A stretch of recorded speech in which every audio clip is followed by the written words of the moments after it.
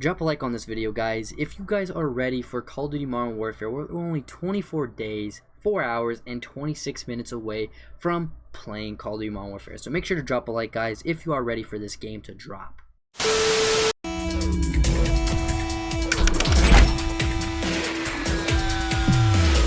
Yo, what is going on, guys? It's your boy Paradoxx here, bringing you guys another Call of Duty Black Ops 4 video to the channel here. Now today, guys, we're going to be going over the best settings after update 1.24. Now I know I haven't made this like a settings video or anything like that in a while, which I do apologize. I like to kind of bring you up to date on everything I do every update, but I just I've been slacking on that, which I do apologize. But today, guys, I'm going to be showing you my settings. And I do hope this does help you out. These are my stats currently. I did kind of go for some dark matter stuff on my account, so the KD is kind of low, and also my brother tried to act like he was in FaZe Clan on my account, so it is tough. But we have a 4 KD. Don't really care about my stats, just to kind of show you guys what we have going on right here. But anyways, let's go ahead and get into the settings here. Now this is kind of be just a quick video, just to kind of go over my stuff, and then we'll talk a little bit after, kind of go back and talk to you guys on how I do things with my settings. Now for look conversion, I have standard. You know, it's just very simple. Just guys, just stay with standard. Don't go into inverted. Very bad, very bad. Next is my look sensitivity, horizontal and vertical. I have this at 10.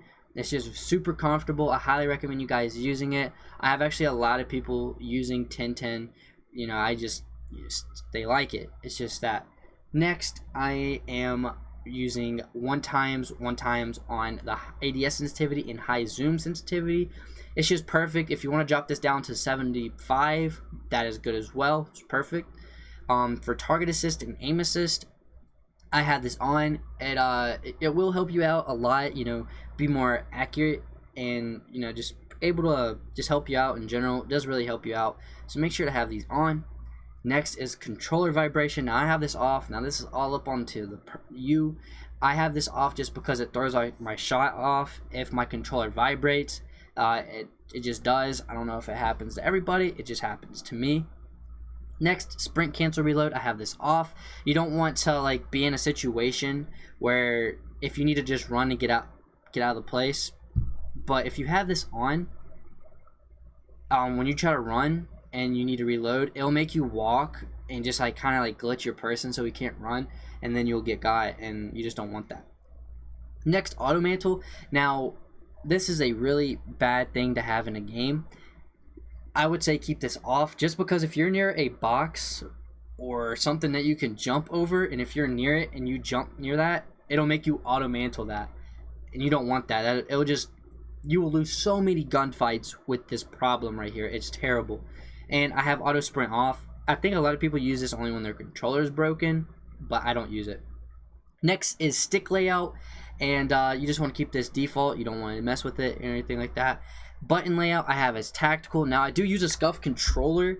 Now I'll talk about a little about this right now. Now with a SCUF controller, I highly recommend either using default or I recommend using tactical. Tactical is a really good thing for the SCUF. Now if you don't have a SCUF and you kind of want to make a homemade SCUF, you can use bumper jumper or you can use stick and move. Highly recommend stick and move. You just switch your X and your jump button. You would jump with your analog stick and you would stab with the melee weapon, or you would stab with the melee weapon.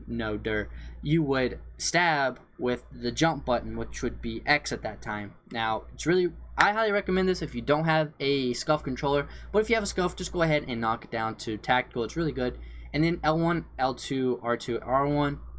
Now this is up to you. Now I highly recommend, if you have big hands, just stay with default, because you have to use the triggers, or the buttons, or the longer triggers, R2, L2. And if you have smaller hands, I would say flip it to flipped, and because you would be able to shoot with R1 and L1. Now the thing is, if you don't have, with my SCUF, I have trigger stoppers on mine, so I can use my bottom ones to act like they're my top ones. But the L1 and R1 are less sensitive, so you don't have to push them in as hard, and it's just easier to shoot people if you're using a regular controller. But if you have a SCUF and you have if you have the trigger stops, just go ahead and keep them on default, because you probably will be able to shoot faster, and the controller is just way more sensitive with SCUF. So just keep the bottom triggers, because they're supposed to be way more sensitive. Next, we have the brightness and just the graphic setting. Next, I have brightness at 80. Now I have an Elgato as well, so it does just depend on my color correction that's in my Elgato, which I just have this just because of the Elgato. Now if you want to keep it on 50, if you want to brighten it up just a bit to see more, more people in corners or if they're in a dark place.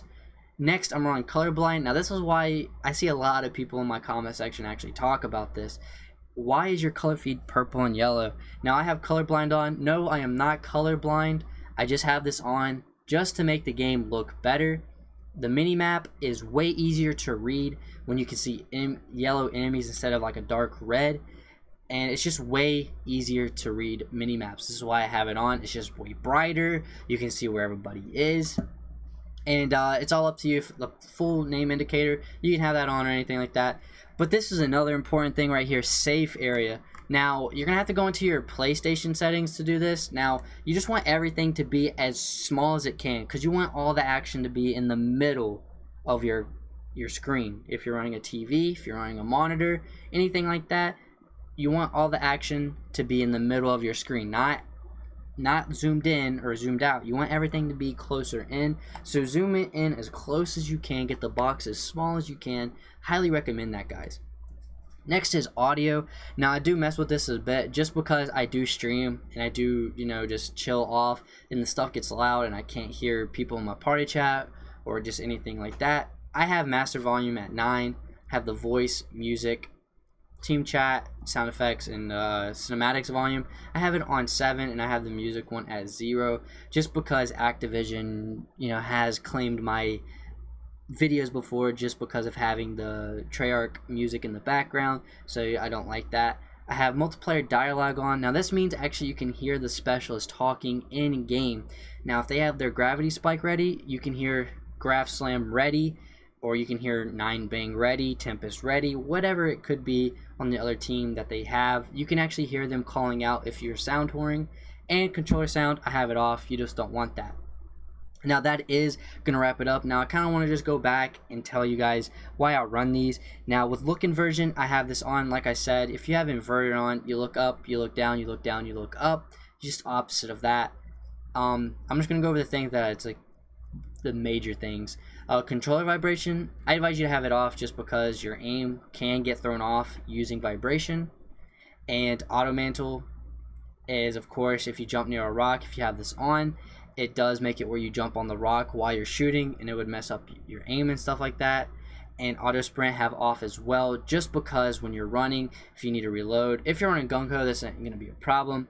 But if you're not running gung ho, if you try to run and you reload, it'll make you walk, and you just don't want that just in case you're in an emergency and you're trying to get out of a spot, say you're close to a nuke or something like that, or a dog's near you. You don't want to slow down just to reload your weapon or you're going to get killed and not going to get your nuke.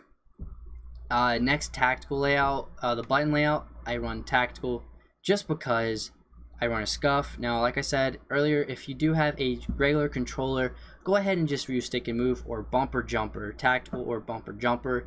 It does help you out as well. If this game's more of a jump shotting game, I guess. It's not a jetpack, of course, but people like to bunny hop and stuff, and it's weird.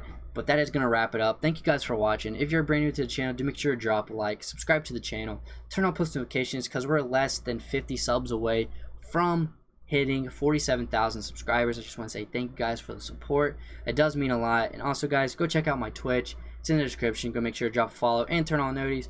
Thank you guys. Hope you use my settings. Let me know if it does help you. And I'll catch you guys in the next video. Peace.